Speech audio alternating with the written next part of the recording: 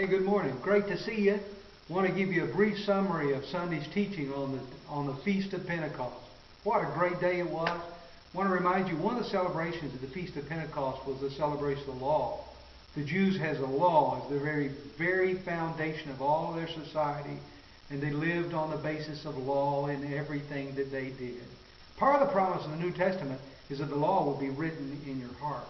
That doesn't mean you'll just understand the moral code in a way that you don't have to be reminded, but it literally means that you'll have the power to be able to fulfill the requirements of God in your life by the power of the Holy Spirit. So the law is literally written in your heart. A couple of indicators in the text. Number one, that the Holy Spirit sat down upon the people, which is the picture of the authority of God in your life. Not just over your life telling you what to do, but in your life, literally equipping you to live for God. The second clue was in the little word sound, that there was a sound from heaven. That was literally the Greek word. It would be transliterated echo, the echo from heaven, that the sound of heaven was heard in the upper room. And then when the disciples went out to preach, that very same sound or echo was heard.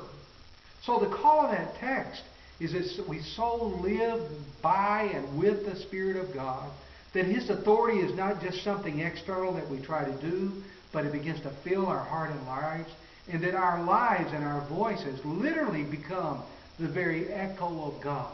One of my favorite verses is Isaiah 59:21, which promises that His words will not depart from our mouths. And so the promise of Pentecost is huge.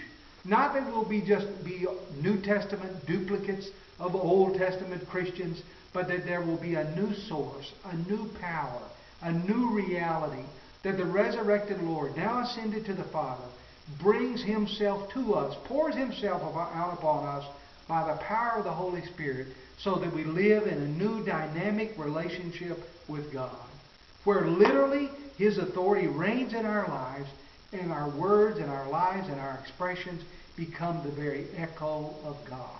What a glorious privilege to live that way with Jesus. Thank you so much for believing with me that the power of Pentecost is a life-transforming experience. Thanks for joining us for this brief summary of the sermon.